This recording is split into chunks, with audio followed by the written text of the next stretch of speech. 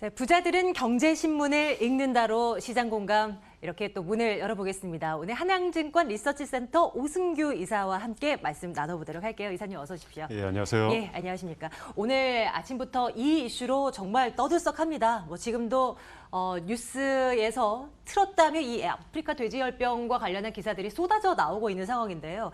이사님, 아침부터 이 파주의 돼지 농장에서 5마리 돼지가 폐사했다라는 뉴스가 전해지면서 주식시장 문 열자마자 백신주들, 닭고기 관련주들 아주 그냥 뛰어오릅니다. 얼마나 됐을까요? 중국에서 아프리카 돼지열병 처음으로 발견되고 나서 우리 주식시장에서도 관련주들 엄청 뛰었잖아요. 이런 움직임이 또 한 번 이어지는 것인지 궁금합니다. 어떤 시각으로 이 뉴스 보고 계세요? 일단 이어진다고 봐야 되겠죠. 이게 작년 8월 달부터 이제 중국을 위시한 아시아권 쪽에서 이제 이 돼지열병이 확산되면서 작년 5월 30일이죠. 북한 쪽에서 이 돼지열병 발생했다는 그 뉴스로 인해 가지고 네. 국내에서도 정부 차원에서 심지어 이제 방역벨트, 시멘트까지 줬어요. 생석회를 그리고 또 멧돼지 수를 줄여야 된다. 막 이런 식으로. 그다음 또 거기 이제 사료 자체를 좋은 거로 먹여야 된다. 그래서 관련돼 있는 업체들이 다 올랐어요. 심지어 손세정 업체들까지도 다 올랐었죠. 그러한 부분들 자체가 이제는 우리나라 안에서 발생한 부분이기 때문에 사실 저는 이제 단기적인 대응을 하라고 말씀을 드리고 싶긴 하지만 과거의 사례를 보더라도 네. 이 자체가 얼마만큼의 파급 효과가 있을지에 따라서 이게 더 길어질 수도 있다. 즉 그만큼 이벤트에 따른 주가 상승에 대한 부분들이 더욱 이어질 수 있다라고 볼 수가 있습니다. 그래서 관련된 업체들을 보게 되면 업체라기보다는 사실 이런 업체들은 이미 다들 알고 계세요. 투자자들 입장에서는. 맞아요. 그래서 그냥 이제 큰 맥락으로 말씀드리면 일단 양돈 기업들이 수혜를 받을 수 있을 것이고 또한 이제 대체육이 요즘 또 화제가 아니겠습니까? 네, 거기 관련된 네. 업체들 그리고 또 백신 거기다 더불어서 이제 또 아까 말씀드렸던 손세정 업체도 마찬가지고 마스크부터 해서 이제 소독 필터 업체들까지도 맞물려서 함께 움직이는 이런 모습을 나타낼 것이다. 저는 그렇게 보고 있습니다. 그래서 여기서 딱히 한 개 업체를 말하라고 하면 왠지 좀 안 좋은 뉘앙스로 네.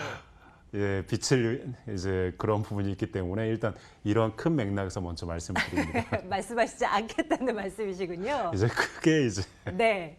물론 이 아프리카 돼지열병 백신 개발되지 않은 상황이고 치료제 없는 상황이고 잘 알고 있지만 주식시장에서는 그래도 백신주들 튀어 올라가고 있는 그런 상황이고요.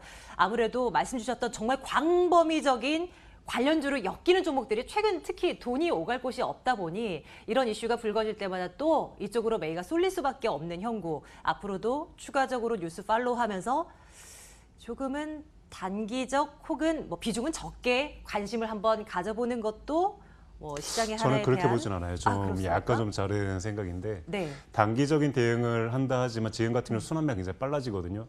다만 이제 이 부분은 또 네. 다른 부분이에요. 사실 이 부분에 대한 확산 여부 자체에 따라 이제 국내 자체도 이제 돈육에 대한 가격도 급등할 수 있는 여지도 네. 있고 이런 부분들이 저는 쉽게 볼 수 있는 여지는 아니다. 왜냐하면 국내에 상륙을 했잖아요. 그 전까지는 상륙을 하지 않았습니다.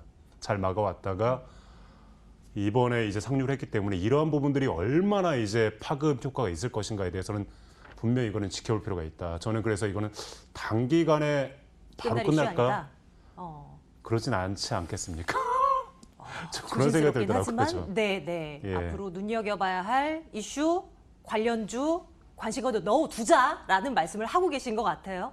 예, 개인적으로는 빨리 마무리되는 걸 좋아하지만 실제 이게 지금까지 왔던 이것뿐만 아니라 관련돼 있는 다른 이제 부분들을 보더라도 좀 시간이 하나 사볼까요? 예? 하나 사봐요? 관련 종목들요? 일단 관련 종목들 보면 네. 몇 개 대장주들이 많이 올라왔어요. 근데 그 위에 같은 이제 업종에 속했다고 인식이 되었고 6월 달에 올라왔던 업체들 중에서 올라오지 못한 업체들이 굉장히 많이 있습니다. 그런 업체들 위주로 한번 단기적으로 한번 투자를 해보셔도 충분하지 않겠느냐 그런 네. 판단을 하고 있습니다. 네, 당장 우리의 식탁에는 비상이 걸린 문제이지만 주식시장에서는 또 다른 수익의 기회로 한번 생각해 볼 수 있는 그런 대안적인 성격이 아닐까 싶습니다. 자, 이 이슈 점검을 해봤고요. 다음은 이제 세계 금융, 세계 경제에 대한 이야기를 나눠볼게요. 시장 전체를 흔들 수 있는 이제 결과가 일단 내일 또 나오게 되잖아요. FOMC 그 결과 이제 내일 나오게 될 것입니다. 트럼프 대통령이 또 입을 열었습니다. 달러 강하고 인플레는 없고 금리 여전히 우리 높아. 우리 무엇보다도 유가도 급등하고 있으니까 큰 폭의 금리 인하 페드 해라. 그리고 경기 부양책 내놔라라고 또 이제 입을 열고 있습니다. 금리 인하 가능성, 시장 컨센서스는 어떻게 형성되고 있어요? 금리 인하 쪽에 이제 무게가 실리고 있는 분위기인가요? 현재까지는 그렇습니다. 그러나 이제 비둘기파적인 성격을 가지고 있던 사람들에 대한 부분들이 점차 줄어들고 있어요. 그 부분에 대한 부분이 약간 원래는 어떻게 되냐면 그 전에 주가를 보시면 아시겠지만 미중 무역 협상에 대한 기대감으로 다시 올라왔었어요. 네. 그다음 이번 주 같은 경우는 사실 이게 올라온다의 베팅보다는 현상만 유지를 하는, 왜 그러냐면 FOMC 자체에 대한 조금 전에 말씀드린 것처럼 비둘기파에 대한 부분들이 점차 줄어들면서 금리 인하에 대한 기대감이 줄어들기 때문에 거기에 따라서 분명히 이제 차익 실현에 대한 물량들이 나올 수밖에 없는 구조인데, 다만 이번 주 미중 실무자 이제 협상이 예정되어 있는 부분들이 바닥을 지탱해주는 이런 구조가 되기 때문에 이 두 부분이 맞물린다면 결과적으로 주가의 상승이나 하락보다는 그냥 현 상태만 유지하는 이런 구조가 되지 않을 거다라고 봤었습니다. 네, 네. 근데 이제 여기서 하나가 터진 거죠. 사우디에 대한 부분이. 유가. 네. 여기서 중요한 게 저 인플레란 부분이거든요. 저의 굉장히 어려운 말 중에 하나인데, 왜 그러냐면 사실 인플레가 없었기 때문에 금리 인하를 해서 시장 자체를 활성화시키면 다시 시장이 살아날 수 있는 구조가 되지 않겠느냐라는 게 네. 기본적인 상식적인 이제 생각이었어요. 근데 변수가 생긴 유가 거죠. 자체가 급등하게 되면 중요한 게 이번에 가솔린도 같이 급등을 했습니다. 굉장히 큰 부분이에요. 그 말은 이제 인플레가 생긴다라는 것인가요? 이제 그 부분이 사실 인플레에 대한 영향을 같이 물가 상승으로 이어줄 수가 있기 때문에 이렇게 되면 결과 이게 경기 침체에 대한 우려보다 인플레는 물가 상승에 대한 우려가 더 커지게 된다면 그럼 페드 입장에서는 그쵸. 금리 대폭 인하 안 되는 거잖아요. 하기가 굉장히 힘들어질 수가 있죠. 그래서 그런 부분에 대한 때문에 일부에서는 진짜 이게 그동안 금리 인하에 대한 기대감이 줄어들어 왔는데 이걸 확 줄어드는 이번에 되지 않을 수도 있지 않겠느냐라고 네. 생각하시는 분도 있습니다. 근데 저는 약간 좀 다르게 생각합니다. 뭐냐면 이 경기 침체에 대한 우려로 이제 시장에서는 굉장히 안 좋은 상황 속에 있는 상황이거든요. 근데 거기서 이제 유가가 급등을 했죠. 이거는 실물 경제에 굉장히 큰 위협이 될 수밖에 없습니다. 일단은 불씨는 살려놔야 돼요. 경기가 침체되어 있기 때문에. 그래서 저는 금리 인하에 대한 가시성이 굉장히 높지 않겠느냐. 네. 예, 그래서 저는 금리 인하 쪽에 좀 더 포커스를 두고 있고, 일단은 그 부분 자체가 유지가 된다라면 사실 지금처럼 이렇게 현 상태의 박스권의 모습이 아니라 이제는 반등할 수 있는 여지가 생기는 거죠. 근데 이제 이 부분이 금리 인하가 되지 않고 만약에 이제 그냥 동결. 그렇게 이렇게 될 나오면 어떻게 경우에는 될까요? 일단 차익 실현 물량이 나올 수밖에 없죠. 아무리 북미에 대한 실무자 협상에 대한 기대감이 있다 하더라도 나올 수밖에 없는 그럼 구조입니다. 우리의 포지션도 좀 다시 이제 리스크 관리 이런 식으로 들어가야 되는 그때는 건가요? 위험 자본에 대한 부분보다는 이제 안전자산에 대한 기대감이 더 커질 수밖에 없어요. 왜냐하면 인플레에 대한 우려가 갑자기 이제 부각되는 부분이기 때문에 네. 그래서 그 부분에 대한 부분들을 고려할 필요가 있긴 하지만 저는 이제 일단 아직까지는 금리 인하. 금리 인하에 대한 부분들을 좀 더 높게 보고 있다. 그리고 이제 이러한 부분들 자체가 이제 정유 업체들하고 화학업체들 보게 되면 네. 기본적으로 이게 민감도로 보시면 아세요. 뭐냐면 정유 업체들은 유가에 가장 민감해요. 주가 자체가. 그렇죠. 그래서 유가가 상승을 하게 되면 정제만이 좋아질 수밖에 없거든요. 네. 그래서 정유 자체는 그냥 올라갑니다. 그래서 저는 정유주를 얘기할 때는 유가를 보고 가장 쉽게 볼 수가 있다. 유가 상승하면 정유 사라. 하락하면 정유주 팔아라. 근데 우리나라의 정유주는 더 나은 게 있어요. 뭐냐면 다른 나라의 업체들의 정유주하고 다른 게 우리나라의 주요 이제 그 원유가 두바이유잖아요. 두바이유는 WTI 원유보다는 사실 굉장히 황합량이 높기 때문에 과거부터 그거를 이제 해결하기 위한 처리 시설을 가지고 있었습니다. 네. 그 부분이 이제 내년 1월부터 시행되는 IMO IMO 2020에 네. 대한 직접적인 수혜를 받을 수밖에 없는 구조라 이 두 부분이 같이 맞물려 있는 정유주에 대해서는 계속적으로 콜의 관점을 갖는 것이 낫다. 오, 그래요? 뭐 일부 시각에서는 뭐 미중 무역 분쟁으로 인해서 일단 수요 자체가 둔화되어 있는 상황이기 때문에 이런 부분들이 호재는 나왔지만 상쇄될 것이다. 큰 영향 없을 것이다. 뭐 이런 시각도 있던데 이사님 생각은 다르신 건가요? 저는 좀 약간 다르죠. 이 두 부분이 오히려 지금 원래는 제가 저번 주에 그런 말씀드렸어요. 뭐냐면 IMO 2020에 대한 부분을 좀 더 포커스를 둬라. 네. 왜냐면 그 당시에 이제 이슈가 뭐였냐면 미국에서 우리는 마음껏 에너지, 즉 원유를 시장에 팔 것이다. 많이 팔 거다.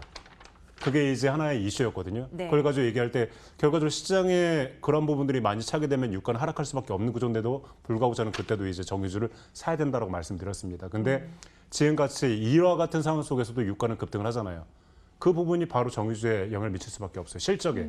전반적으로 사실 수입에 대한 국가적으로 봐야 되거든요. 사실 이 부분은 지금 기업으로 봤을 때는 정유주를 사야 되지만 국가적으로 봤을 때는 이렇게 원유의 수입 비중이 높은 국가들, 우리나라나 중국 같은 경우는 굉장히 실물 경제에 안 좋은 영향을 끼칠 수가 있다는 거죠. 그건 다른 관념으로 좀 보셔야 됩니다. 그러나 네, 네. 결과론적으로는 국가에 기속될 수밖에 없는 구조이기 때문에 중장기적으로 이 부분이 계속적으로 이어진다면 사실 정유주를 산다는 것 자체가 말이 안 되는 거죠, 그때는. 그래서 저는 일단은 지금 자체에서는 단기적으로 미래에 대한 부분도 좋기 때문에 일단 계속적으로 콜의 관점을 가져가라 네. 라고 말씀드리고 싶고, 화학 같은 경우는 사실 NCC 업체 위주에 대한 부분만 좀 더 수혜가 있지 나머지는 수혜가 크게 없어요. 그렇다고 또 NCC 업체들 자체가 그렇게 또 수혜가 있냐라고 보면 또 수혜가 있다고 보기 힘들어요. 왜냐하면 민감도를 보게 되면 네. 화학 업체들은 글로벌 수요하고 바로 연관되어 있는 부분이거든요. 그리고 국내 화학업체들의 40% 이상의 수출 비중이 중국과 연관되어 있습니다. 그래서 그러한 부분들을 봤을 때 중국 자체가 회복되지 않는다면 화학업체들에 대한 이제 실적 모멘텀은 낮아질 수밖에 없는데 지금 현재 이와 같은 경우엔 단기적으로 그래도 NCC, 에틸렌, 프로필렌, 부타디엔 쪽에 대한 부분들이 일부 가동 중단이 될 여지가 있기 때문에 네. 그러한 부분들에 대한 수급 타이트한 부분으로 인해서 국내 업체들 또한 단가가 이제 올라가니까 판가 자체가 올라가게 되면 결과적으로 실적이 좋아질 수 있는 여지는 생기지 않겠습니까? 네. 그래서 그런 단기적인 부분에 대해서는 화학업체도 콜의 관점이지만 중장기적으로 저는 화학에 대해서는 그렇게 정유주가 좋게 보진 콜. 않다. 화학준, 그러니까 네. 중립 정도. 정도. 그렇게 판단하고 항공도 있습니다. 한 말씀 드릴게요. 유가 1달러 오르면 항공업체들 약 390억 원을 손실을 겪는다. 뭐 이런 기사들 참 많이 봤습니다. 간밤에 WTI 가격 기준으로 8달러 올라버렸거든요. 항공업계는 뭐 더 그냥 부정적이라고 생각을 해야 되는 걸까요? 그 쳐다보지를 말아야죠. 예. 원래 자체도 안 좋았는데 너무 지금- 악재들 투성이인 것 같아요. 예, 지금 이 상태면 항공 쪽은 아예 쳐다보지 말아야 된다. 아, 네, 예. 네. 자, 다음으로 넘어가 보도록 할게요. 주어진 시간이 많지가 않네요. 건설주들 살펴볼까 하는데요. 오늘은 다소 쉬어가는 종목들이 좀 제법 보이긴 합니다만 어제 업종 지수가 엄청 올랐어요. 한 4% 넘게 건설 섹터가 올라가던가요? 예, 그렇죠. 예, 뭐 각종 수주 얘기도 들리는 것 같은데 좋게 봐도 되겠습니까? 건설주 시각은 어떻습니까? 이게 건설을 보게 되면 조선을 볼 수밖에 없는데 조선이 이제 주가가 급등했던 이유 중에 하나가 삼성중공업의 수주를 기반으로 해서 그때부터 이제 투자 심리가 회복됐던 이런 면도 있거든요. 그래서 저는 그 전에도 이제 올라오긴 했습니다. 왜냐하면 8월 달까지 그냥 거의 저점을 찍었으니까. 그래서 그런 부분들, 그러니까 워낙 저점이기 때문에 반발 매수도 있었고 네. 저점에 대한 바텀 피싱의 전략으로 이제 사신 분들도 있긴 하겠지만 일단은 대우건설 자체가 하나의 촉발점이 되지 그러니까 촉매가 되지 않겠느냐.